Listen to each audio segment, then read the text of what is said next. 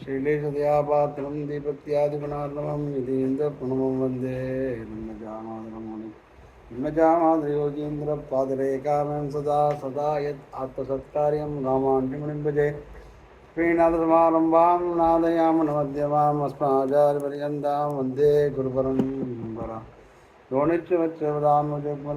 दामोगतस्तदिद्राणि वेणे अस्मद्गुरो भगवतोदयगजन्दोः रामानुजचरणौ शरणं प्रपद्ये मातापिता हृदयस्सनया विभूतिः सर्वज्ञदेवनमेवज्ञानामध्यस्मलेव कलाग्रामं श्रीमद्तदङ्गं नमामि लोकगुरुं गुरुभिस्सपूर्वैः पूरकुलोत्तमदासमुदारं श्रीनगपत्न्याभिरामवलेशो धीप्रसायानुगुरुं लोकाचार्य गुरुवे कृष्णवादाजसूनवे संसारभूय संगष्ट जीव जीवादवे नमः लोकाचार्य कृपापात्रं कौण्डिन्यकुलभूषणं समस्त आत्मगुणवासं वन्दे कुरकुलोत्तमं श्रीशेनादाय वन्दीनगरजन्मने प्रसादपरमप्राप्य कैङ्कर्यशालिने श्रीकाः लोकाचार्यपदाम्बोज राजकं स्वायुधान्तरं ज्ञानवैराग्यजलतिं वन्दे सौम्यवरं गुरुं श्रीजिह्वावती सदा सममलम् अशेषशास्त्रविदं सुन्दरवरगुरु करुणानन्दज्ञानमन्दिरं गणये போதிலுலகாசிரியன் குருகுலோத்தமதாதர் திருமுனையாழ்வார் சுதந்திரவை மணவாளர் போதுபுகழ் திருநாவியருடைய விரான் தாதருடன் போத உணவாள மாமணி பொன்னடிகள் போத்துவனே வாடி உலகாசிரியன் வாடியவன் மண்ணுகளம் வாடி முடும்பை என்னும் மாநகரம் வாடி மணந்தோழ்ந்த பேரின்ற மல்கள் மிக நல்லான் இளம் சூழ்ந்திருக்கும் இருப்பு ஓது முடும்பை உலகாசிரியன் அருளேது மறவாத வெம்பெருமா நீதி கொள்வார் திருநல்லூர் மாமரியோன் ஆதந்தொழுவாருக்கு வாராது துய. ஏழாவது காலக்ஷேபத்திலே சிவ பிளரோகாச்சாரர் பரமகாருண்யமான அருளை செய்தார். ரகசிய 18 ரகசிய கந்தங்களிலே மூக்ஷுபுடியிலே 14வது மூல சூத்திரம் வாச்சிய பிரபாவம் போலன்னே வாஜக பிரபாவம் என்பதாக தொடங்கி 19வது சூர்ணிகை ஐஸ்வர்ய கைவல்ய பகவத் லாபங்களை ஆசைப்பட்டவர்களுக்கு அவற்றை கொடுக்கும் என்பது வரையும் பார்த்தோம். இன்றைய தினம் 8வது காலட்சேபமான இன்றைய தினம் கர்மஞான பக்திகளிலே இழிந்தவர்களுக்கு விரோதியை போக்கி அவற்றை தலைக்கட்டி கொடுக்கும் என்பதாக அடுத்த சூத்திரத்தை ஆரம்பிக்கிறார். இதுக்கு முந்தின சூத்திரத்தை என்ன சொன்னோம் அப்படின்னா,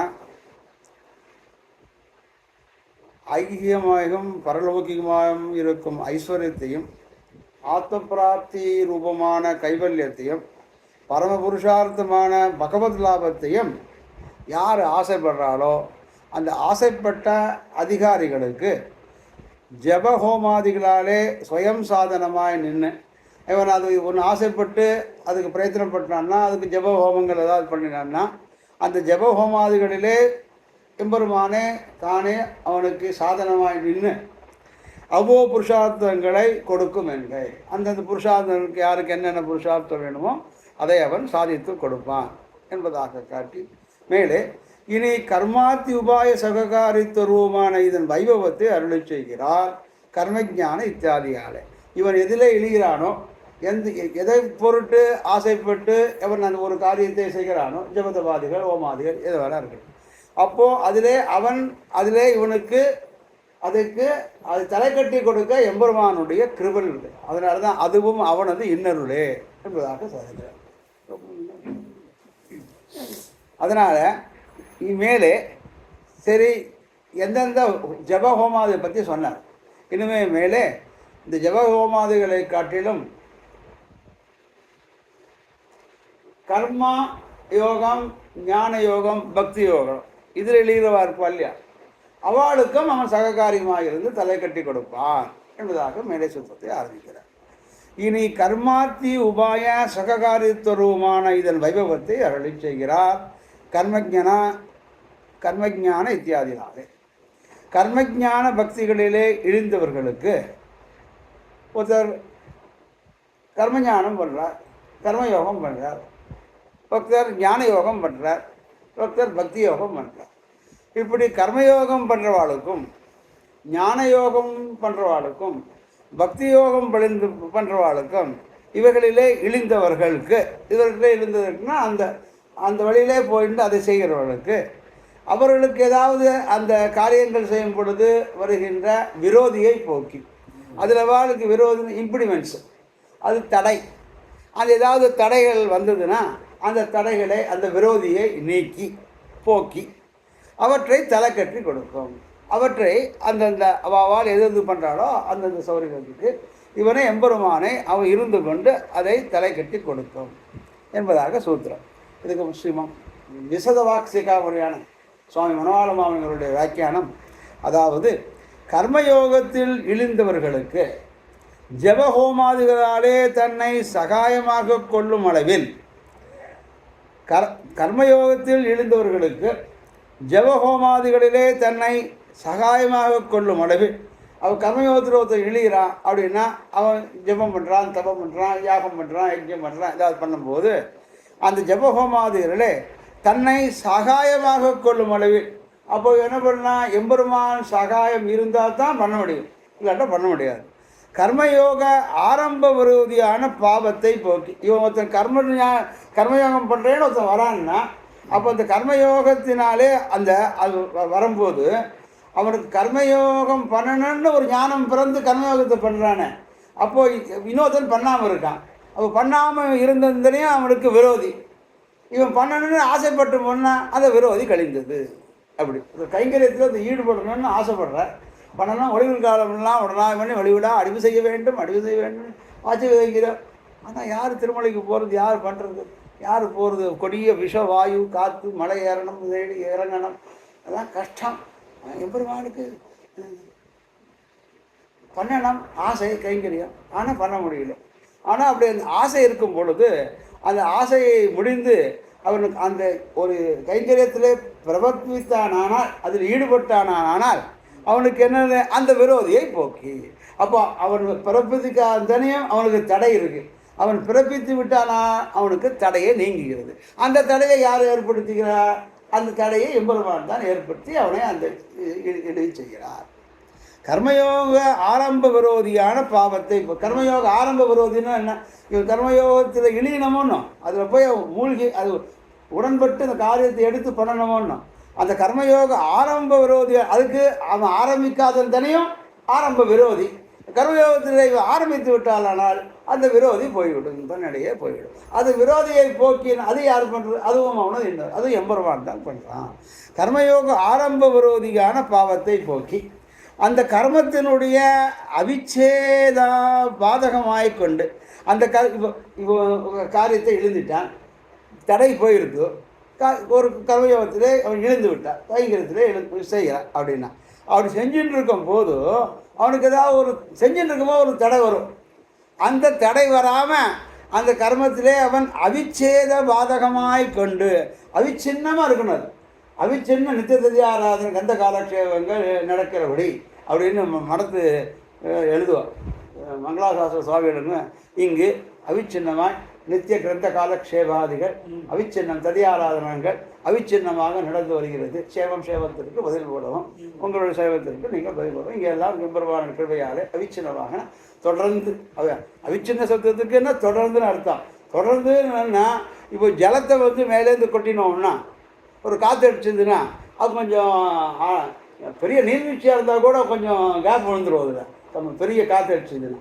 ஆனால் வந்து அதுதான் எம்பெருமானார் கத்தியத்திரத்தில் அவிச்சின்ன தைலதாரா அவிச்சின்ன சுருதி சந்தான ரூபோ பக்திக்கு அப்படின்னு பக்திக்கு லட்சணம் சொல்கிறார் கத்தியத்திரத்தில் சுவாமி எம்பெருமானார். அவிச்சின்னா அப்படி தொடர்ந்து இருக்கணும், கண்டினியூட்டி. அப்போ ஜலத்தை மேலேருந்து விட்டால் இங்கேருந்து விட்டால் இங்கேருந்து விட்டால் தொடர்ச்சி தானே. ஒரு நீர்வீழ்ச்சியில் மேலேருந்து ஒரு நீர்வீழ்ச்சி உள்ளதுன்னா அங்கேருந்து கீழே விடுறதுன்னு தொடர்ச்சி. ஆனால் அது நீர்வீழ்ச்சி ஒரு காற்று வந்து என்ன அடிச்சுடுச்சுன்னா அந்த ஜலத்தை கொஞ்சம் அங்கே இங்கே தள்ளிடும். அப்போ ஒரு கேப்பு வந்துடும், அந்த இடத்துல ஒரு இடைவெளி வந்துடும். அப்படி கூட இடைவெளி இல்லாமல் ஒருத்தன் எண்ணெயை விட்டான்னா அந்த எண்ணெய் வந்து திரவப்பொருள், ரெண்டுமே திரவப்பொருள் தான். ஆனால் எண்ணெய்க்கு அடர்த்தி ஜாஸ்தி, டென்சிட்டி ஜாஸ்தி. அந்த டென்சிட்டி ஜாஸ்தினால எண்ணெயை விட்டோம்னா மேலேருந்து கீழே வரையும் அது நடுவில் கேப்பே இருக்காது. அதாவது அவிச்சின்ன தைலதாரா, தைலனுடைய தாரை எப்படி மேலேருந்து கீழே வரையும் விட்டால் எப்படி தொடர்ச்சியாக வருமோ அதுபோல் தொடர்ச்சியாக இருக்கணும், அவிச்சின்னமாக ஆகிடக்கூடாது. 45 பட்டம் அலிசங்க வரணும், அவிச்சின்னமாக வந்துட்டு இருக்கணும். 31 பட்டம் வானமான சுவாமி அவிச்சின்னமாக வந்துட்டு இருக்குன்னா நடுவில் விச்சேதம் இல்லாமல் வந்துட்டு இருக்கு. அதைத்தான் இங்கே காட்டுறார். அவிச்சேத பாதகமாய் கொண்டு அத்தை தலைக்கு ஏதாவது அவிச்சேதம் வந்துடுச்சுன்னா அந்த அவிச்சேதத்தை வராமல் அந்த அவிச்சேதத்தை பாதகம் அப்படின்னா அவிச்சேதம் இல்லாமல் அர்த்தம். விச்சின்னமாக இருக்கணும், அது கண்டினியூஸாக இருக்கணும். அவிச்சேத பாதகமாக்கி கர்மயோகத்தை ஆரம்பித்தான் எம்பெருமான். அதை வந்து அவன் இவன் விரோதியை போக்கினான். அதனால தான் அவனுக்கு அது பண்ணணும்னு ஒரு ஆசை வந்து பண்ணுறான். அப்போ அவன் போயாச்சு. பண்ணிகிட்டே இருக்கும் பொழுது ஏதாவது இடைஞ்சல் வரலாமோ இல்லையோ, அப்படி வராமல் அவன் அவிச்சின்னமாக பண்ண வேண்டும். அப்படின்னா எங்கள் தாத்தா பார்த்தார், எங்கள் தாத்தா பார்த்தார், வஸ்திர கோடி கைங்கறி எங்களுக்கு 5 தலைமுறையாக பார்த்துட்டு இருக்கேன்னா அது அவிச்சின்னமாக வந்துட்டு அப்படின்னு. காஞ்சிபுரத்தில் சுவாமி இருக்கார், வரதக்குட்டி சுவாமி பேர். அவர் வந்து எல்லா உடம்புலையும் அவருக்கு கைங்கரியை பார்க்குறார். இப்போ அவர் புள்ள வந்து பார்க்குறான் அப்படின்னா எங்கள் தாத்தா பார்த்தா, பிள்ளை பார்த்தா, பேரன் பார்த்தா, இப்படி 4 தலைமுறையாக பார்த்துட்டு இருக்கோம். இனிமேல் எம்பெருமாள் திருவிழா எப்படின்னா அவிச்சின்னமாக வந்துட்டுருக்கு. அவிச்சேத பாதகமாய் கொண்டு அவிச்சேத பாதகமாய் கொண்டு அத்தை தலை கட்டி கொடுக்கிறார். அவிச்சேதத்தை பாதகம், அந்த அவிச்சேதம் வாராமல் அதை எம்பெருமான் காட்டி தலை கட்டி கொடுக்கும் அப்படின்னு இந்த இதை காமிக்கிறார். கர்மஜான பக்தி கர்மத்தில். சரி, கர்மயோகம் பண்ணுறவாள் தான் அப்படின்னா பிரதமத்திலே ஞான யோகத்தில் எழுந்தவர்களுக்கும் இப்போ பக்தி யோகம் கர்மயோகம் மட்டுமா அவளுக்கு மட்டும்தானா இல்லை, அதே மாதிரி ஞான யோகம் பண்ணுறவாளுக்கும் பக்தி யோகம் பண்ணுறவாளுக்கும் உண்டு என்பதாக வேலையை காட்டுகிறார். பிரதமத்திலே ஞான யோகத்திலே எழுந்தவர்களுக்கு ஒருத்தன் பிரதமத்திலே கர்மயோகம்லாம் வேண்டாப்பா, கஷ்டம், நான் டைரெக்டாகவே பக்தி யோகம் பண்ணிடுறேன், ஞான யோகம் பண்ணிடுறேன்னு ஒருத்தர் போகிறான் வச்சுங்க. பிரதமத்திலே ஞான யோகத்திலே எழுந்தவர்களுக்கும் தன்னை சகாயமாக கொள்ளும் அளவில், இவனை சகாயமாக கொள்ளும் அளவில் கர்மசாத்தியமான ஞான ஆரம்ப விரோதி பாவ நிவர்த்தியை பண்ணி, கர்மசாத்தியமான ஞான ஆரம்ப விரோதி பாவ நிவர்த்தி, அது ஞான யோகம் பண்ணாலும் அந்த ஞான யோகம் கூட அது ஒரு பிரவೃತ್ತಿ தானே, அது ஒரு கர்மா தானே. அதனால் கர்மசாத்தியமான ஞான ஆரம்ப விரோதி பாவ நிவர்த்தியை பண்ணி, அப்போ அவர் ஞான யோகத்தில் இழிகிறான்னா அவனுக்கு ஒரு தடை இருக்குமோன்னு, அந்த தடை நீங்கினால்தான் அது அவன் வந்து அதில் வந்து பண்ண முடியும். அப்படி பண்ணும்போது ஒரு பாவத்தையும் போக்கி ஞான ஆரம்ப விரோதி பாவ நிவர்த்தியை பண்ணி, ஞானத்தை ஒருத்தன் ஞான யோகத்தை ஆரம்பிக்கிறான்னா அதுக்கு முன்னாடி அவனுக்கு ஏதாவது தடை இருந்தால் அதையும் போக்கின அந்த பாவம் ஏதாவது இருந்ததுன்னா பாவ நிவர்த்தியை போக்கி பண்ணி அர்த்த ஞானத்துக்கு நாடோறும் அதிசயத்தை பண்ணான் நின்று கொண்டு. அது ஞான யோகம் பண்ணுறான். ஞான யோகம்னா என்ன? ஞானாதேவ கைவல்யம், எம்பெருமானை பற்றி ஞானம். அந்த ஞான யோகத்துக்கு நாடோறும் அதிசயத்தை பண்ணான் என்று கொண்டுன்னா ஞான யோகத்துக்கு நாள்தோறும் அதிசயத்தை பண்ணி அப்படின்னு அர்த்தம். அது பூர்வாச்சாரியர் பங்கு பண்ணான் என்று கொண்டு அப்படி பண்ணான் என்று கொண்டுன்னா அதை பண்ணிக்கொண்டுன்னு அர்த்தம். ஞான யோகத்துக்கு நாடோறும் அதிசயத்தை பண்ணிக்கொண்டுனா நேசிக்கு ஒரு அர்த்தம் சொன்னார் ஈடுல, அதே பாசுரத்துக்கு இன்னொரு அர்த்தம் சொல்கிறார். இப்படி ஞானத்தினாலே, ஞானத்தினுடைய விகாசத்தினாலே ஆஹா இது ரொம்ப நல்லா இருக்கே, இது அதோட ரசமாக இருக்கே, இது அதோட ரசமாக இருக்கே அப்படின்னு சுதப்பிரகாசிகர் ஸ்ரீபாஷ்யத்தை 18 தரம் கேட்டாராம். 18 தரம் கேட்கும்போது அதுக்கப்புறம் தான் சுதப்பிரகாசத்தை எழுதினாராம். அப்புறம் 18 தரத்துலையும் 18 விதமாக அர்த்தங்கள் சாதிச்சாராம். அப்படி ஞானத்தினாலே ஞானத்துக்கு நாடோறும் அதிசயத்தை பண்ணி ஒவ்வொரு நாளும் ஒவ்வொரு விதமாக ஞானத்தினுடைய பரிபோக்கு, அது வாசகத்திற்கு வியாக்கியானம், அந்த ஸ்லோகத்துக்கு வியாக்கியானம், இப்படி நானோடும் அதிசயத்தை பண்ணான் எண்ணிக்கொண்டு. நேர்த்தி கொடிவில் காலத்துக்கு திருப்பாவை எடுத்தால் 3000 பட்டில் அது ஒரு ரசமாக இருக்குது, 6000 பட்டில் அது ஒரு ரசமாக சொல்கிறார், 2000 பட்டில் அவர் ஒரு விதமாக சொல்கிறார், பெரியவாச்சாம் பிள்ளை அவர் ஒரு விதமாக சொல்கிறார்.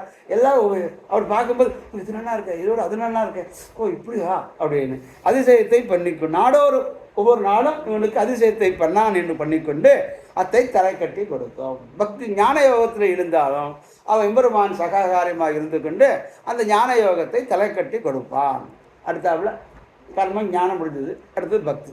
பக்தி யோகத்தில் எழுந்தவர்களுக்கு தன்னை சகாயமாக கொள்ளும் அளவில் பக்தி யோகத்தில் இருந்தால அவனும் இவனை சகாயமாக கொண்டாதான் இவனுடைய தடை போக்கி பக்தி யோகத்தில் அவன் ஈடுபட முடியும். அது கர்மயான கர்மயோகமாக இருந்தாலும் சரி, ஞான யோகமாக இருந்தாலும் சரி, பக்தி யோகமாக இருந்தாலும் சரி, எம்பெருமானுடைய ஜாயமானாகி புருஷம் எம்பஸ்யதி மதுசூதனஹா அப்படின்னு. ஜாயமானாகி புருஷம் ஒருத்தர் வந்து பிறக்கிறான்னா அவர் மதுசூதனுடைய கடாட்சம் பட்டுடுத்துன்னா அவனுக்கு அதோட வேறு எதுவுமே வேண்டியில்லை. ஆகவே இதனை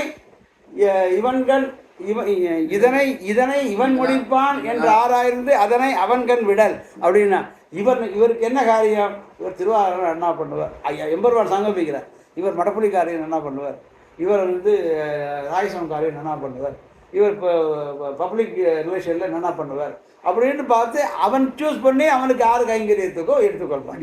அடி நீங்கள் எங்கள் ஊரில் வஸ்திர கைங்கரியம் இதுக்கு சின்னம்பின்னு ஒருத்தர் இருந்தார். அவர் 50 வருஷம் 60 வருஷம் கைங்கரியம் பண்ணியிருப்பார். பிரம்மச்சாரியாகவே இருந்தார். அப்புறம் சின்னம்பிக்கு அப்புறம் யார் இந்த கைங்கரியத்தை பண்ண போகிறா? ஆளே கிடையாது அப்படின்னு நினச்சிட்டு இருந்தா. எம்பெருமான் யாராவது ஒருத்தரை கொண்டு விடுறானா இல்லையோ.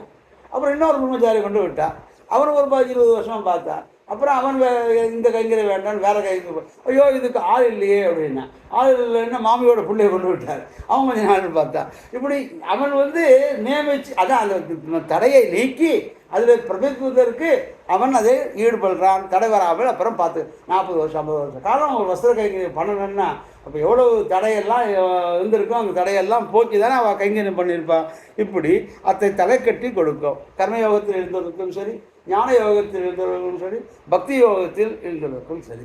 பக்தி யோகத்தில் இருந்தவர்களுக்கு தன்னை சகாயமாக கொள்ளும் அளவில் இவனை சகாயமாக கொண்டால் பக்தி யோக ஆரம்ப விரோதியை பாவத்தை போகும். ஒருத்தனை ஆரம்பிச்சுட்டான்னா அவனுக்கு தடை நீங்கி இருக்கும். அதனால பெறும்.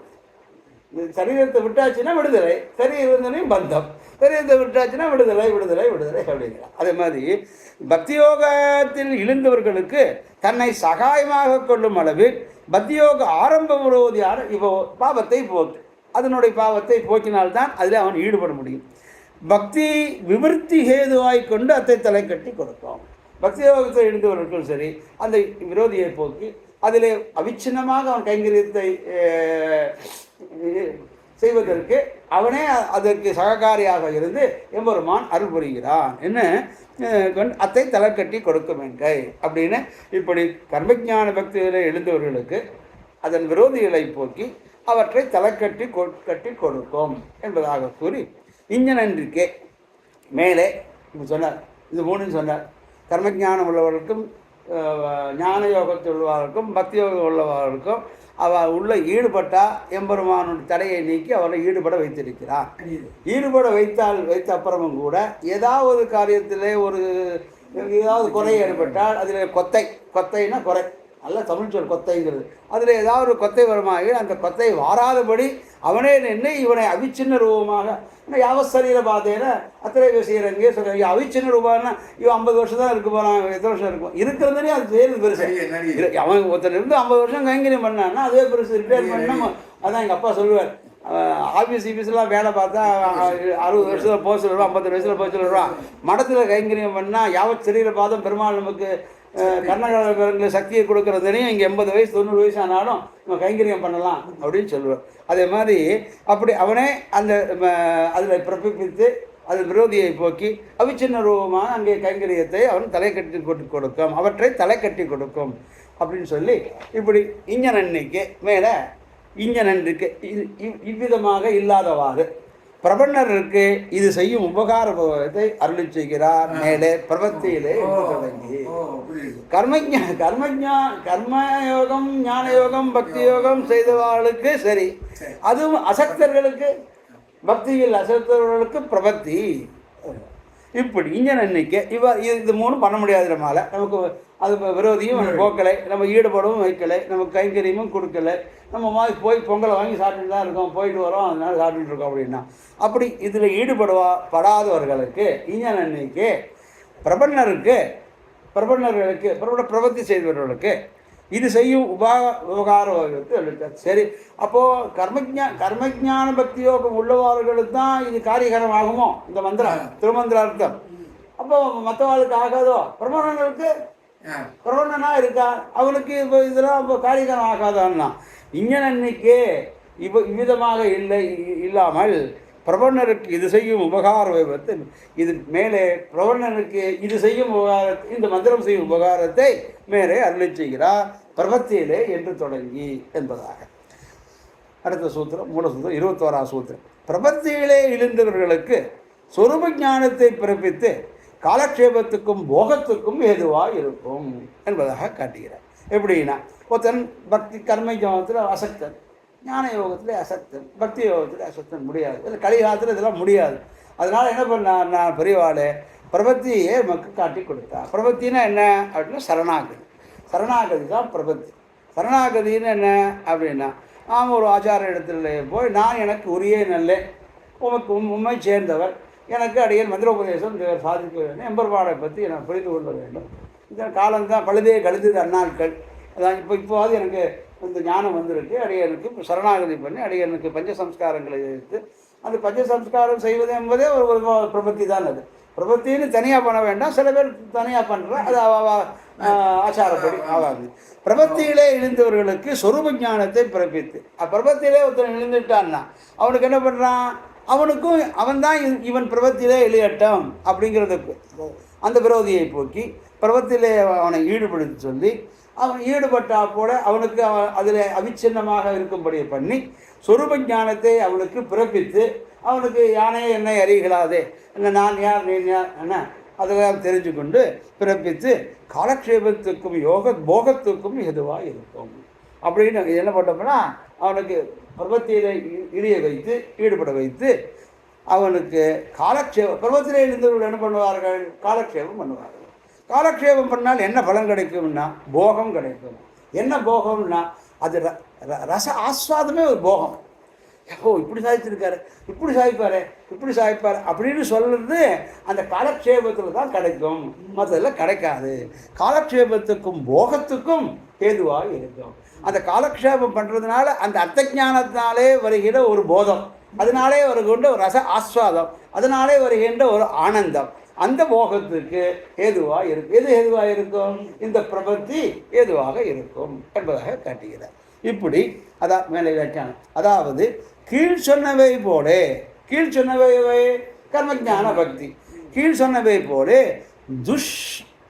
சுகமாய், சுபகம்னா ஈஸி, துஷ்சுகம்னா கஷ்டம். கர்மயோகம் ஞான யோகம் பக்தி யோகம்லாம் கஷ்டம். சொருப விருத்தமாயும் இருக்க எண்ணிக்கு சிலது சொருப விருத்தமாக இருக்கும்.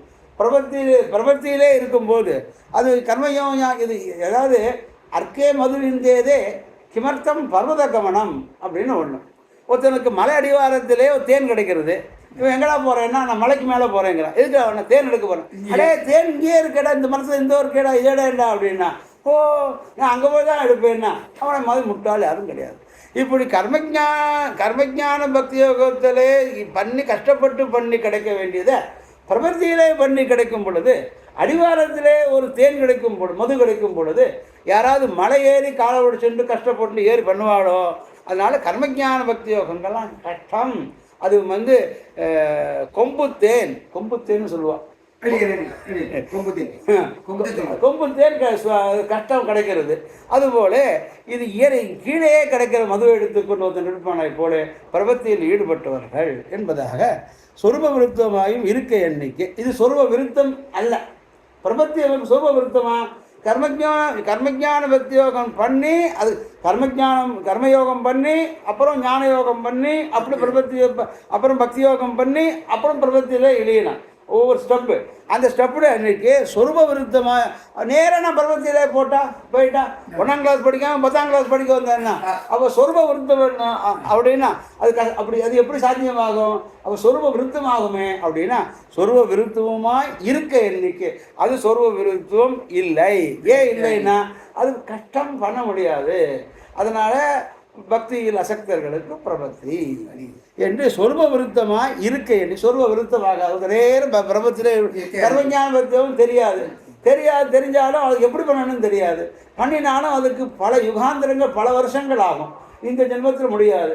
எந்த ஜென்மத்தில் கிடைக்குமோ, எந்த ஜென்மத்தில் கர்மயோகம் பண்ணி, எந்த ஜென்மத்தில் ஞான யோகம் பண்ணி, எந்த ஜென்மத்தில் பக்தி யோகம் பண்ணி, கிருஷ்ணன் சொல்கிற கீதையில் இருக்க ஞானத்தை எல்லாம் பார்த்து கடைப்பிடிச்சி இருக்கிறதுக்குள்ளே நமக்கு பொழுது பலவே போயிட அழுது அஞ்சு அழுதே அரவணைத்து அப்படிங்கிறாப்புல ஆயிடும். அதனால் இந்த கீழ்ச்சொன்னவை போல துஷ்டமாக அது கஷ்டப்படாமையும் சொருப விருத்தமாயும் இருக்க அன்னைக்கு சுசுகமாய் ரொம்ப சுலபமாய் அங்கே இருக்கார் இப்போ உள்ளே இருக்கார் போ அங்கே போய் நேரம் போனால் சமாஷம் பண்ணிடலாம். நீ ரெடியாக இருந்தேன், சுவாமி ரெடியாக இருக்கார், நீங்கள் விண்ணப்பின்னம் பண்ணலாம், அவ்வளோதான். சுசுகமாய் ரொம்ப ரொம்ப சுலபமாய் சொரூப அனுரூபமான பிரபத்தி உபாயத்திலே எழுந்தவர்களுக்கு சொரூப அனுரூபமான பிரபத்தி எப்படி பண்ணணும் அப்படின்னா, பிரபத்திங்கிற சப்தத்துக்கு என்ன அர்த்தம்னா ஸ்வபிரவருத்தி நிவர்த்தி சியாத். தன்னுடைய பிரவருத்தியை அவன் நிறுத்தி கொள்ள வேண்டும். சொப்பிரவருத்தி நிவர்த்தி எல்லாம் அவனை ஆச்சாரியன் தான். யார்கிட்ட போய் இவன் சரணாகதி பண்ணுறானோ எம்பெருமான்கிட்டயோ சாரோ என்னுடைய சொப்பிரவருத்தி நிவர்த்தி பண்ணணும், அதுதான் பிரவருத்தி. நான் என்னால் தான் ஆச்சு, என்னால் தான் சொல்லக்கூடாது, தெரியவாக்கூடாது, ஆச்சாரியக்கூடாது அப்படின்னு சொல்லி சொப்பிரவருத்தியை நிவர்த்தி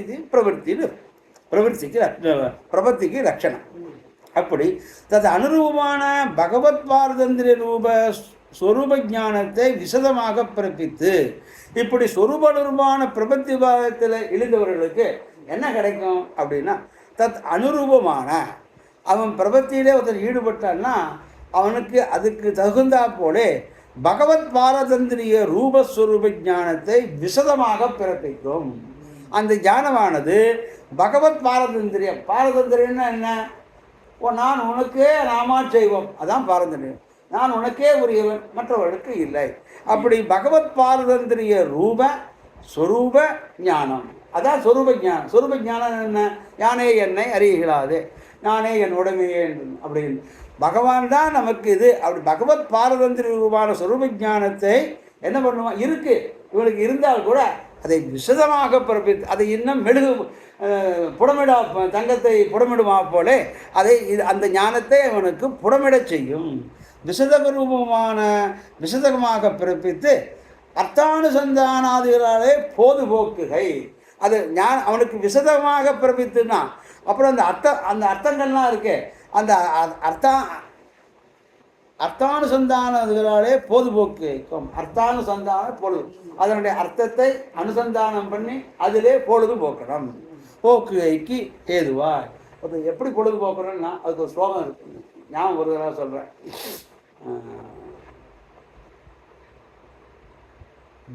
பிராத தூத பிரசங்கேன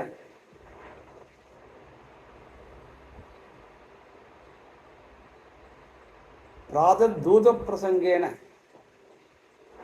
मध्याह्ने श्लोकम श्लोकम सपने रात्रि स्त्री प्रसंगेन कालो गच्छति धीमता अब श्लोकम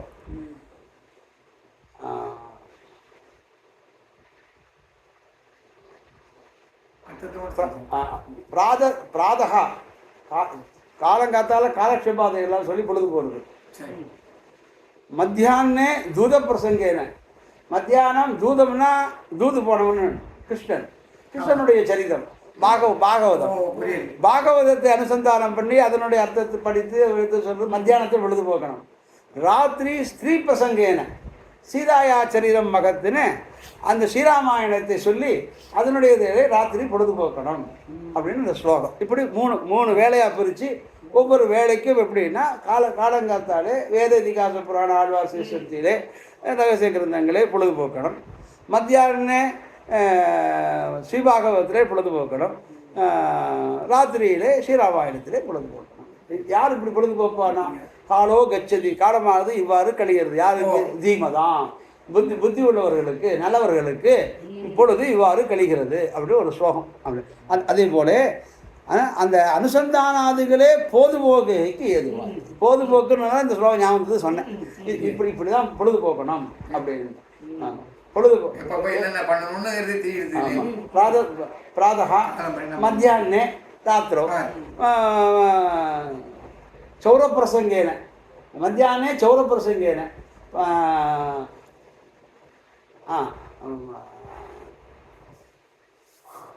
प्रातः दूतप्रसंगेन रैट् करेक्ट् प्रातः दूतप्रसंगेन दूतन कृष्णन கிருஷ்ணன் தூது போனான், பாகவதம் படிக்கிறான். மத்தியானே தூதப்பிரசங்கன மகாபாரதம் மத்தியானே சௌர பிரசங்கேன. சௌர பிரசங்க திருடு தொழில் யார் பண்ணுவான்? கிருஷ்ணன். அவன் தானே வெண்ணையை திருடுவான், பெண்ணையை திருடுவான், பெண்ணையும் வெண்ணையும் திருடுவான். மத்தியானே தூத பிரசங்கேன மத்தியானே சௌர பிரசங்கேன். சௌர காரியம்னா சோரகாரியம் சோரநாட்டியம் அப்படியே நாட்டியம் ஆடி மயக்கம் மட்டும் எடுத்து மக்கன் சோர் வெண்ணெய் திருடுவர்.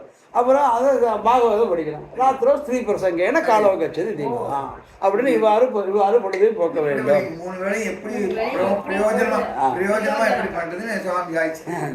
யாருக்கோ சாட்சி சொன்னேன். அந்த ஞானத்தை அந்த ஞானத்தை விசதமாக பிறப்பித்து அர்த்தானுசந்தானதிகளாலே பொதுபோக்குகைக்கும் ஏதுவாய் அப்படின்னு இருந்து எனக்கு என்றும் தேனை பாடும் மதுமாய் திருமால் திருநாமம் என்கிறபடியே அப்படின்னு பெரிய திருமொழியிலே 6ஆம் பத்திலே 10ஆம் திருவாய்மொழியிலே 6வது பாசனத்தை அங்கே மாமுனிகள் வியாக்கியானமாக எடுக்கிறார். 6ஆம் பத்திலே 6ஆம் பத்து 6 10ஆம் திருமொழி 6ஆம் பத்தில 10ஆம் திருமொழியில 6வது பாசனம் 6 ஆமாம். கடையெடுத்த மடவர்ணம் இல்லை கிடந்த நம்பி குடந்த மேவின்னு 10ஆம் திருமொழி. அந்த கிடந்த 6வது பாசுரத்தில் காண எங்கும் குரங்கும் முசும்பும் படையா அடலடக்கர் மானமளித்து நின்று வென்றியம்மான் எனக்கு என்றும் தேனும் பாடும் அமுதுமாய் திருமால் திருநாமம் நானும் சொன்னேன் அமரும் உறவின் நமோ நாராயணமே அப்படியே அஷ்டாட்சரம் அந்த 10 பாசுரம் திருமங்கையாழ்வார் பெரிய 6ஆம் பத்து கிடந்த நம்பி குடந்த மேவி கேளாரா ஒவ்வொரு பாசம் முடியும் போது நடந்த நம்பி நாமன் சொன்னேன் நமோ நாராயணமே, நடந்தானவரை நாமன் சொல்லி நமோ நாராயணமே, நானாது உண்டா நாமன் சொல்லி நமோ நாராயணமே, நல்லானுடைய நாமம் சொல்லி நமோ நாராயணமே, நடையா உண்ணம் கண்டான் நாமம் நமோ நாராயணமே, நானும் சொன்னேன் நமரும் உறவின் நமோ நாராயணமே, நன்று காண்பின் தொண்டி சொன்னேன் நமோ நாராயணமே, நெடுங்கா வண்ணம் காத்தான் நாமம் நமோ நாராயணமே, எங்கள் வினைகள் தவிர உறவின் நமோ நாராயணமே அப்படின்னு இந்த நாமத்தை சொல்லும்போது 6வது பாசத்திலே காண எங்கும் குரங்கும் முசுமும் படையா அப்படிங்கிற அடலரக்கர் மானமளித்து நின்ற வெண்ணி அம்மான் எனக்கு என்னும் தேனும் பாலும் அமுதுமாய் திருமால் திருநாமம். திருமால் திருநாமம் எனக்கு எப்படின்னா தேனும் பாலும் கண்ணலும் அமுதுமாய். அதனால சொன்னேன், நான் சொன்னேன், அதனால இந்த திருவஷ்டாட்சரத்தை நான் சொன்னேன், நானும் சொன்னேன் நமரும் உறவின் நீங்களும் சொல்லுங்க, நானும் சொன்னேன் நமரும் உறவின் நமோ நாராயணமேன்னு இந்த அஷ்டாட்சரத்தை அந்த கிடந்த நம்பிங்கிற பதிகத்தில் 6வது பாசனத்தில் காண எங்கும் குரங்கும் முசும்புன்னா, குரங்கும் முசும்புன்னு என்ன அர்த்தம்னா குரங்குனா குரங்கு, முசும் முகமும் படையா அப்படின்னா குரங்கு கூட்டம், முசுக்களுடைய கூட்டம், ஆண் குரங்கு பெண் குரங்கு, ஆண் குரங்குக்கு முசுன்னு பேரு, பெண் குரங்குக்கு குரங்குன்னு பேரு.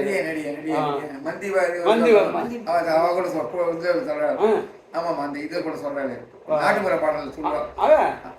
பாடல் இல்ல, குற்றால குறவஞ்சி. வானரங்கள் கனி கொடுத்து மந்தி எடுத்து கொஞ்சம், வானரங்கள் கனி கொடுத்து வானரங்கள் குரங்கள், மந்தி ஆண் குரங்கு, வானரங்கள் பெண் குரங்கு, அதுக்கு இதுக்குள்ள வாசி.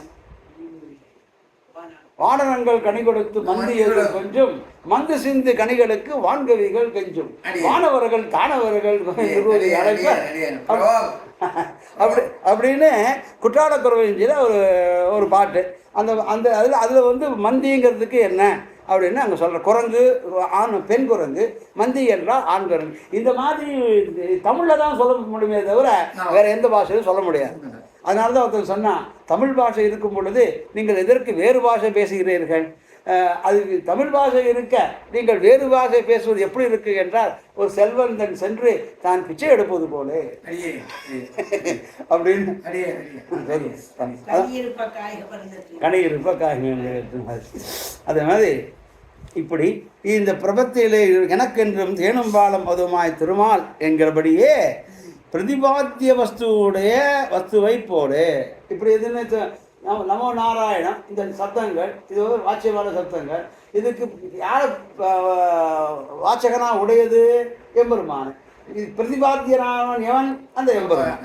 அப்படி இந்த பிரதிபாத்திய வஸ்துவை போல ஸ்வயம் போக்கியமாக இருக்கிறாளே அது சொல்ல அந்த வஸ்து எப்படி போக்கியமோ எம்பெருமானுடைய, இது திருநாமமும் போக்கியமாக இருக்கு.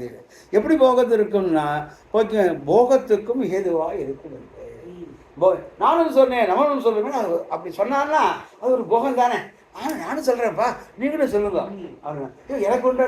உனக்கு இல்லையா மணி? இந்தா உனக்கு தான் முதல்ல கொடுக்கணும்னு எங்கே ஒழிஞ்சுட்டு இருந்தேன், இந்த ஒன்றா தேடிட்டு இருந்தேன்னு கொடுக்குறாப்புல. அது நானும் சொன்னேன் நம்மளும் சொல்லேன் நமோ நாராயணன்னா அப்போ அதில் எவ்வளவு போக்கியது அந்த அந்த ஆழ்வாரத்தில் காமிக்கிறார். அது பிரயோஜனமுள்ள வியாக்கியானத்தை பார்க்கணும். எப்படி காமிக்கிறாருன்னா, நீ எப்பேற்பட்டவண்ண எனக்கு தேனும் பாலும் கண்ணலும் அமுதமாக தித்திக்கின நீ அப்படி அப்பேற்பட்ட நீ வஸ்து நானும் சொன்னேன் நமரும் முறைமேனா நான் மட்டும் அந்த இன்பத்தை பெற்றதாக இருக்கக்கூடாது. யான் பெற்ற இன்பம் பெருகை வையகம் அப்படிங்கிறதுனால நானும் சொன்னேன் நமரும் உரைமீன் நீங்களும் கூறுங்கோ அப்படின்னா அப்படி அந்த போக்கியதையே அங்கே காட்டுறா. இவன் என்ன அனுசந்தானம் பண்ணி கிடைத்த ஆனந்தத்தை எல்லாரும் பற்றணும். அதனால தான் அவன் சொல்கிறா அந்த திருப்பாவை பாசுரத்தில் எல்லாரும் வந்தார்களா, எல்லாரும் வந்தார்களோ போந்தார் போந்தன்னிக்கள்னா எல்லாரும் நீ ஒத்தி வந்தால் போருமா, எல்லாரும் வர வேண்டாமா அப்படின்னா யான் பெற்ற இன்பம் பெருகையும் ஏன்னா பகவத் விஷயத்தை நாம் அனுபவிக்கும் பொழுது நாம் தனியாக அனுபவிக்கக்கூடாது, கூடியிருந்து அனுபவிக்க வேண்டும். தனியிருந்து ஒரு பெருக்காறு வெள்ளம் எடுத்து செல்லும் பொழுது நீ தனியே அதை கடந்தால் உன்னை பெருக்காடு அடித்து கொண்டு போய்விடும். நீ 10 பேரோட கைகோத்து சென்று அதை கடக்கையானால் அந்த பெருக்காடை நீ கடந்து விடலாம். அதுபோல இந்த பகவத் அறிவத்தில் தனியாக நீ அனுபவிக்க முடியாது. நீ கூடியிருந்து குளிர்ந்த இளவரம்பாவாயின்னு எல்லாரோட தான் அனுபவிக்க முடியும். அப்போதான் நான் சொன்னேன் நமரும் சொன்னேன் இந்த போக்கியதை கிடைக்கும் என்பதாக அந்த பாசனத்தை மாமனிகள் எடுத்து காமிக்கிறார். என்று போக்கியமாக இருக்கியாலே போகத்துக்கு ஏதுவாக இருக்கும் என்கை. இனி ஞாதவிய சகலார்த்த பிரதிபாதகத்துவமாகிற இதன் வைபவத்தை அருளை செய்கிறார். இனி மேலே ஞாதவியம்னா தெரிந்து கொள்ளக்கூடிய சகல அர்த்த எல்லா அர்த்த பிரதிபாதகத்துவமான இதன் வைபவம் என்ன? இதை தெரிஞ்சுட்டால் சகல அர்த்தத்தையும் தெரிந்து கொள்ளலாம். அந்த வைபவத்தை அருளை செய்கிறார். மேலே மத்தெல்லாம் பேசிலும் என்று தொடங்கி அடுத்த சூழ்நிலைகளில் மத்தெல்லாம் பேசிலும் என்கிறபடியே அறிய வேண்டும் அர்த்தமெல்லாம் இதுக்குள்ளே உண்டு. அடுத்து பெரிய திருமொழியிலே 8வது பத்திலே 10ஆம் திருமொழி 10ஆம் திருமொழியிலே 3வது வாசகம் 8:10 8:10 என்ன சொல்றார் அப்படின்னா, மற்றும் ஓர் தெய்வம் உள்ளதென்று இருப்பாரோடு உற்றிலேன் உற்றதும் உன் அடியாருக்கு அடிமை மற்றெல்லாம் பேசிலும் நின் திருவட்டெழுத்தும் கற்று நான் கண்ணபுரத்துறை அம்மானே அப்படின்னு திருக்கண்ணபுரம் திவ்யதேசம். அந்த திருக்கண்ணபுரத்தில் ஆகமத வருஷம் வேறுக்கிட்டு வரதாச்சார சுவாமி உபன்யாசம் பண்ணும் பொழுதோ திருக்கண்ணபுரத்துக்கும் திருநறையூருக்கும் மட்டும் திருமங்கையாழ்வார் 100 வாசம் அருளிச்சதான் அப்படி அழுத்தி ஸ்பஷ்டமாக சொல்லுவார். பல்லம திருக்கண்ணபுரத்துக்கும் திருநறையூருக்கும் திருமங்கையாழ்வார் கலியன் வலிஷ்டன் 100 வாசம் அருளி செய்தார். வேறு எந்த திவ்யதேசத்துக்கும் அந்த ஏத்தம் கிடையாது. ஆனால் திருநறையூரை காட்டிலும் திருக்கண்ணபுரத்துக்கு மொத்தமோர் ஏத்தம் உண்டு. அது என்ன ஏத்தம் என்ன? திருமங்கையாழ்வார் அந்த சன்னதியிலே திருக்கண்ணபுரத்தை பார்த்து கொண்டே எழுந்திருக்கிறார். அந்த ஏத்தம் திருநறையூருக்கு கிடையாது. திருநறையூருக்கு 100 வாசகம் அருளி செய்தாலும் திருக்கண்ணபுரத்துக்கும் திருநறையூருக்கும் இருக்கிற பெருமை வசந்ததுதான். திருநறையூரை காட்டிலும் திருக்கண்ணபுரத்து என்ன இதுனா திருமங்கையாழ்வார் சதா சர்வகாலமும் திருக்கண்ணபுரம் சொருராஜ எம்பெருமானை சேவித்துக் கொண்டு இருக்கிறார் எப்பொழுதும். அது திருக்கண்ணபுரத்துக்கு ஏத்தம் அப்படின்னு அடியன் சொல்றேன். இப்படி மத்தெல்லாம் பேசு இதெல்லாம் போய் திவ்யதேசம் போய் அனுபவித்து சேவித்து எந்த சன்னில் இருக்கார், எப்படி வீட்டில் இருக்கார், எந்த திசை நோக்கி இருக்கார் அப்படின்னு பார்த்தா தான் தெரியும். திருவாடியில் போய் சேவிச்சா தெரியும். திருவாடி ஆழ்வார் இந்த பக்கம் தான் பார்த்துட்டு இருக்கோம், திருக்கண்ணபுரத்தை பார்த்து தான் ஆழ்வார் குந்தவள்ளி எழுதிருக்கோம். இப்படி மற்றெல்லாம் பேசிலும் நீங்கிறபடியே அறிய வேண்டும் அர்த்தமெல்லாம் இதுக்குள்ளே உண்டு. அதாவது நீ திருவெட்டெழுத்தும் கற்று மற்றெல்லாம் பேசிடும் என்கிறது. என்ன பேச்சு? மற்ற பேச்செல்லாம் பேச்சாகுமா? இந்த ஓம் நமோ நாராயணா இந்த திருமந்திரார்த்தம் அஷ்டாட்சரம் நம்ம மந்திரத்தை பேசாதவர்கள் மற்றெல்லாம் பேசிலும் என்ன பேசிலும் அது பேச்சே ஆகாது. இது ஒன்றுதான் பேச்சு என்கிறபடியே ஆத்ம உஜ்ஜீவனத்துக்கு உடலாக அறிய வேண்டும். ஆத்ம உஜ்ஜீவனத்துக்கு எது உடல்னா இந்த திருமந்திரார்த்தம் தான் உடல். அதை அறிய வேண்டும், அதை நாம் தெரிந்து கொள்ள வேண்டும். அர்த்த விசேஷங்கள் எல்லாம் இதில் இருக்கிற அர்த்த விசேஷங்கள் எல்லாம் இம்மந்திரத்துக்குள்ளே உண்டுங்க. எந்த மந்திரத்துக்கு உண்டு? மற்றும் நின் திருவெட்டெழுத்தும் கற்று மற்றெல்லாம் பேசிலும் நின் திருவெட்டெழுத்தும் கற்று நின் திருவெட்டெழுத்தும் எழுத்து நான் கண்ணவர தொலையாமா. இந்த திருவட்டாட்சரத்தை அவன் கற்றுக்கொண்டானோ அறிந்து கொண்டானோ இம்மந்திரத்துக்குள்ளே எல்லா அர்த்தமும் உண்டு, இம்மந்திரத்துக்குள்ளே உண்டென்றை அப்புறம் கேட்கிறார். ஆத்ம உஜ்ஜீவனத்துக்கு உடலாக அறிய வேண்டும் அர்த்த விசேஷங்கள்லாம் சொன்னார் இல்லையா? அறிய வேண்டும் அர்த்த விசேஷங்கள்லாம் சொன்னாரே, அறிய வேண்டும் அர்த்தமெல்லாம் ஆகிறது எது? என்னென்ன அர்த்தங்களை அறிய வேண்டும் அப்படின்னா ஒரு சங்கை, ஒரு ஆட்சேபம், ஒரு கேள்வி வந்ததுன்னா அதுக்கு மேலே அருளி செய்கிறார் என்னும் ஆகாங்கையாலே அந்த கேள்வியினர் மேலே அருளி செய்கிறார். அதாவது அஞ்சர்த்தம் என்று மேலே அர்த்த சூத்திரம். அதாவது அஞ்சர்த்தம் என்ன சொன்னார்? அர்த்த விசேஷங்கள்லாம் மந்திரத்துக்குள்ளே உண்டென்கை. இந்த மந்திரம் எதுனா பிரயோஜனம்? ஆத்ம உஜ்ஜீவனத்துக்கு பிரயோஜனம். ஆத்ம உஜ்ஜீவனத்துக்கு உடலாக இருக்கிறது. ஆத்ம உஜ்ஜீவனத்துக்கு இது உடலாக அறிய வேண்டும் அர்த்த விசேஷங்கள் எல்லாம் இம்மந்திரத்துக்குள்ளே இருக்கு. அப்போ அறிய வேண்டும் அர்த்த விசேஷங்கள் எல்லாம் இம்மந்திரத்துக்குள்ளே இருக்குன்னா அர்த்த விசேஷம் என்ன அப்படிங்கிற ஒரு ஆகாங்கையாரே மேலே அர்த்த சூத்திரம் ஆரம்பிக்கிறார். அதாவது அஞ்சர்த்தம். அஞ்சர்த்தம் அப்படின்னா அஞ்சு அர்த்தம் என்ன அஞ்சு அர்த்தம்னா மிக்க உயர்நிலையும் மெய்யா உயர்நிலையும் தக்க நெறி அர்த்த பஞ்சம் தக்க நெறியும் தடையாயுத்த கீழும் ஊர்வழியும் வாழ்வழியும் ஓதுங்குருகியர்கோன் யாழிசை வேதத்தியார் அப்படின்னு ஸ்வஸ்வரூபம், பரஸ்வரூபம், புருஷார்த்த ஸ்வரூபம், உபாயஸ்வரூபம், விரோதி ஸ்வரூபம். இது அஞ்சு அர்த்தம். இப்போ அறிய வேண்டிய அர்த்தங்கள்லாம் இந்த மந்திரத்திலே இருக்குது அப்படின்னா இது அறிய வேண்டிய அர்த்தம் என்ன அப்படின்னு ஒரு ஆகாங்ஷை வந்ததுன்னா, அதாவது அறிய வேண்டிய அர்த்தங்கள் என்னென்னா அங்கே கேள்வி கேட்டார். இவர் மாமுனியிலே கேள்வி கேட்குறார், அவர் சூத்திரத்தை பண்ணிட்டு போயிட்டார். அதாவது அஞ்சு அர்த்தம், அது 5 அர்த்தங்கள் என்பதாக காட்டி அந்த 5 அர்த்தம் அப்படின்னா அது என்னன்னா அதான் ஸ்வஸ்வரூபம் நம்முடைய ஸ்வரூபம், பரஸ்வரூபம் எம்பெருமானுடைய ஸ்வரூபம், புருஷார்த்த ஸ்வரூபம். இந்த ஸ்வரூபத்தாலே எம்பெருமானை போக்கியதை அனுபவித்து அவனை நம்ம அடையும் பொழுது நம்ம இவ்வளோ காரியம் பண்ணுறதுனால பிரவர்த்தி பண்ணி என்ன பிரயோஜனம் அப்படின்னா, பிரவர்த்திக்கு என்ன பிரயோஜனம்? அவனை சென்று நீ அடையலாம், அவனுக்கு அங்கே சென்று கைங்கரியம் பண்ணலாம், அவனோட ஆனந்தமாக இருக்கலாம், மீண்டும் பிறவி கிடையாது, சுகதுக்கங்கள் இல்லாமல் இருக்க, இதெல்லாம் இதுக்கு பலன். இப்படி புருஷார்த்த ஸ்வரூபம் அப்புறம் உபாயஸ்வரூபம். அப்படியா அப்படின்னா இதுக்கு என்ன வழி? அவனை சென்று அடைவதற்கு என்ன வழி? அப்போ வழி போது விரோதி ஸ்வரூபம். வழியை பார்க்கும்போது அந்த வழியிலே இருக்கக்கூடிய தடைகள், அதுதான் மிக்க உயிர்நிலையும் மிக்க உயிர்நிலை பரஸ்வரூபம், மிக்க உயிர்நிலை மெய்யா உயிர்நிலை சொஸ்வரூபம் பரஸ்வரூபம், மிக்க உயிர்நிலையும் மெய்யா உயிர்நிலையும் தக்க நெறி, அதே வழி தடையாயு தொக்கியல், அதில் இருக்கிற வழியிலே வரக்கூடிய சமங்கள், ஊழ்வினையும் வாழ்வினையும். ஊழ்வினை உறுத்து வந்து நிறுத்தும் அப்படின்னு. ஊழ்வினைங்கிறது அது ஜன்மாந்திரங்கிறது, அது ஊழ்வினை உறுத்து வந்து நிறுத்தும் அப்படின்னு சொல்லுவான். ஊழ்வினை அது வந்து எப்பாவது எங்கேயாவது வந்து தாக்குமா? ஊழ்வினை வந்து நிறுத்தும், ஊழ்வினை உறுத்து அது வந்து சிலபதி ஆட்டம் ஊழ்வனை உறுத்து வந்து ஊழ்வனை உறுத்து எங்கேயோ கேட்ட ஞாபகம் ஊழ்வனை உறுத்து வந்து நிறுத்தும் காட்டுவதில் ஊழ்வினை உறுத்து வந்து விட்டும் முதல்ல எடுத்த உடனே வந்து பெருமாளை சொல்றேன். இப்படி சொஸ்வரூபம் என்ன, பரஸ்வரூபம் என்ன, உபாயஸ்வரூபம் என்ன, விரோதி ஸ்வரூபம் என்ன, புருஷார்த்த ஸ்வரூபம் என்ன, கிடையாது புருஷார்த்த ஸ்வரூபத்தை அடைகிறது. இதைத்தான் மிக்க ஒரு நிலையும் மியா ஒரு நிலையும் தக்க நிலையும் தொடையாகி தக்கையிலும் ஊழ்வனையும் வாழ்வனையும் ஓதும் குறிதோன் யாரும் வேதத்தியர் அப்படின்னு அர்த்தபஞ்சக ஞானத்தை காண்கிறார். இப்படி இதை ஹாரிதஸ்மிருதியில் 8வது அத்தியாயத்தில் 141வது ஸ்லோகம்.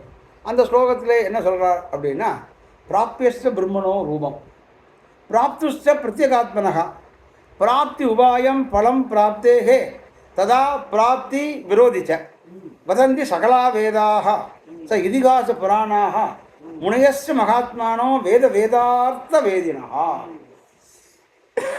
இது முன்னாடி ஒருத்தர் எடுத்திருக்க சுவாமி திருப்பி இந்த பிரமாணத்தை இங்கே எடுக்கிறார். ஆதிதஸ்மிருதி அவனுக்கு இந்த அர்த்தம் இதை காமிக்கிறார்.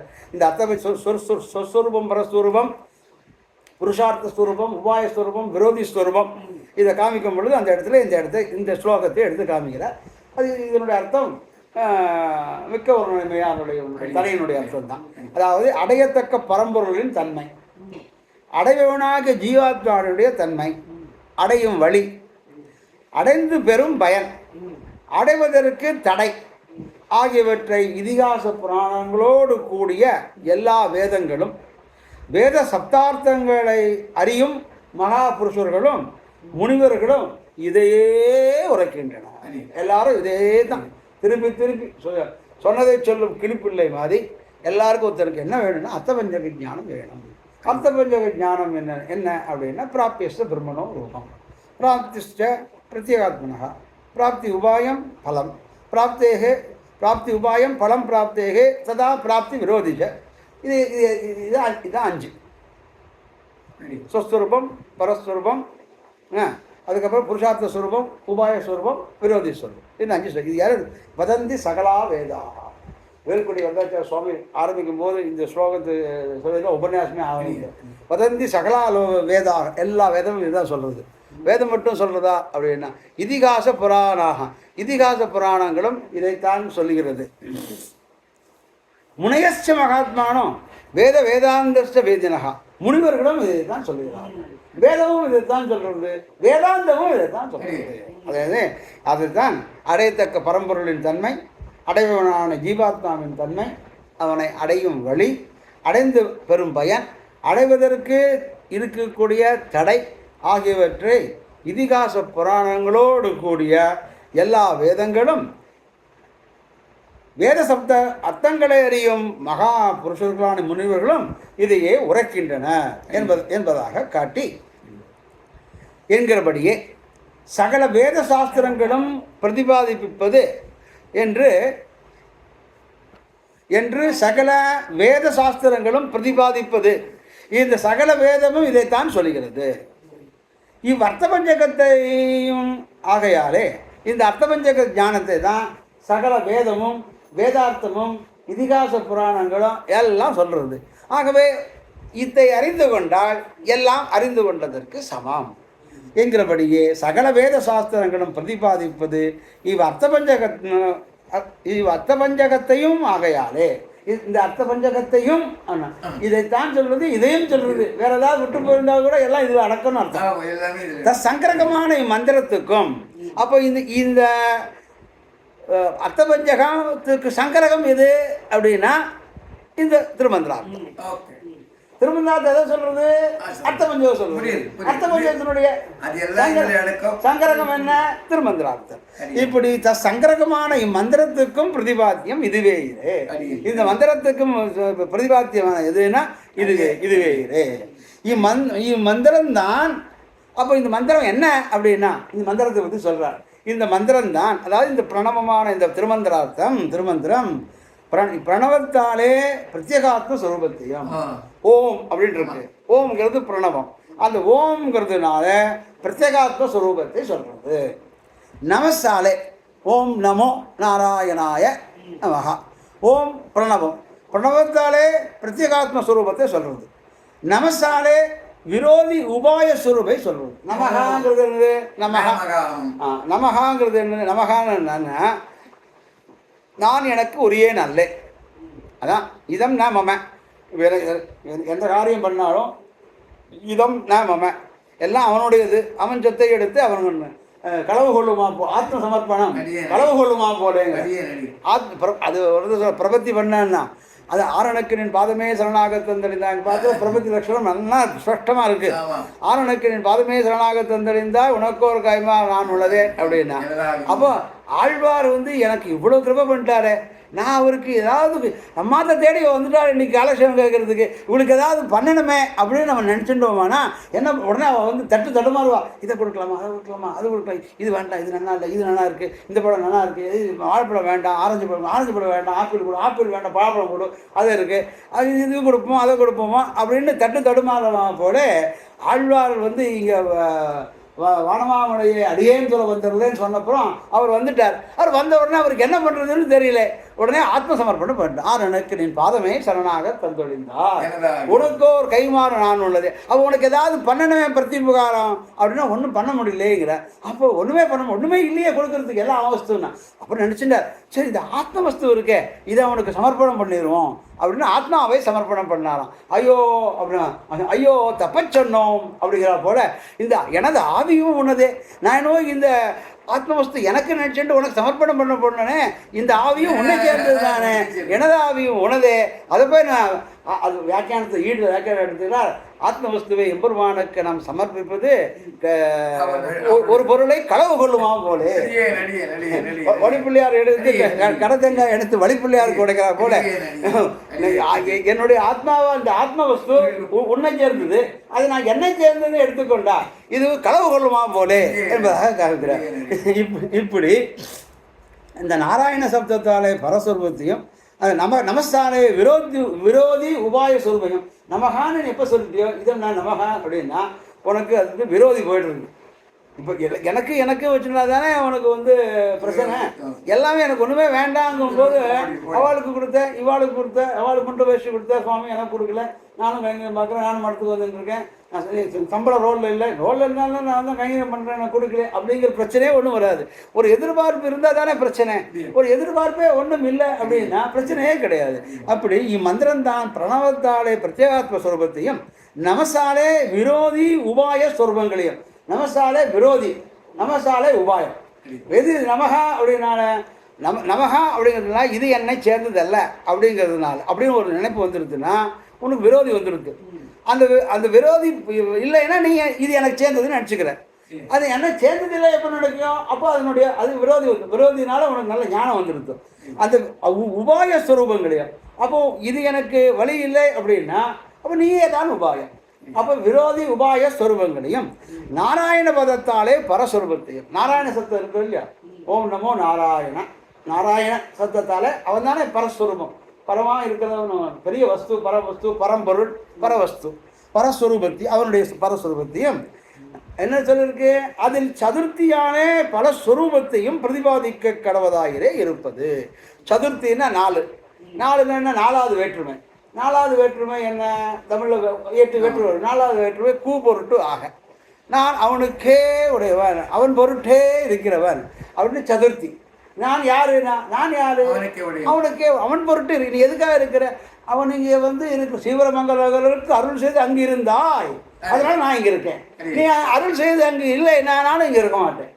அது மாதிரி அவனுக்கே உமக்கே நாமான் செய்வோம், அவனுக்கே நாராயணுக்கே அப்படின்னா ஆய சப்தம். அது நாராயணாய ஆய அப்படிங்கிறது சம்ஸ்கிருதத்தில் சதுர்த்தி. சதுர்த்திங்கிறது 4வது வேற்றுமை. நான் உன் பொருட்டே, உனக்கு பொருட்டு, உனக்காகவே, உன் பொருட்டே, உனக்கு, எனக்குன்னு ஒன்றும் கிடையாது, உனக்கு, உன் பொருட்டு, உனக்காகவே நான் அப்படின்னு. கைங்கரியம் செய்யும் பொழுது கூட இந்த வந்து அவர் உனக்காகவே நான் கைங்கரியம் பண்ணுறேன், நான் கைங்கரியம் பண்ணுறதுனால ஆச்சாரியர்களுக்கு காலை பிடிச்சி விட்டான்னா, நான் காலை பிடிச்சி விட்டனால தான் அவர் கால்வழி போச்சுன்னு நினைக்கக்கூடாது. அவர் காலை பிடிச்சி விட்டுறதே இவருக்கு ஒரு கைங்கரியமாக நினச்சிக்கணும், அந்த புத்தியோடு பண்ணணும் அப்படிங்கிறாப்புல. அப்படி ஸ்வரூபங்களையும் நமசாலே விரோதி ஸ்வரூபங்களையும் நாராயண பதத்தாலே பரஸ்வரூபையும் அதில் சதுர்த்தியாலே 4வது வேற்றுமையினாலே பலஸ்வரூபத்தையும் பிரதிபாதிக்க கடவதாக இருப்பது. சதுர்த்தியாலே நாராயணாய பலஸ்வரூபம் நாராயணுக்கே அப்படின்னு அவங்க இருப்பதுனால எனக்கே ஆக தனக்கொள்ளும் இது. அதான் நாராயணாய. எனக்கே ஆக தனக்கொள்ளும் இது, தனக்கே ஆக எனக்கொள்ளும் இது. அவனுக்காக என்ன ஏற்றுக்கணும், எனக்காக இல்லை. நான் செய்கிற கைங்கரியம் தனக்கே ஆக எனக்கொள்ளும் இது.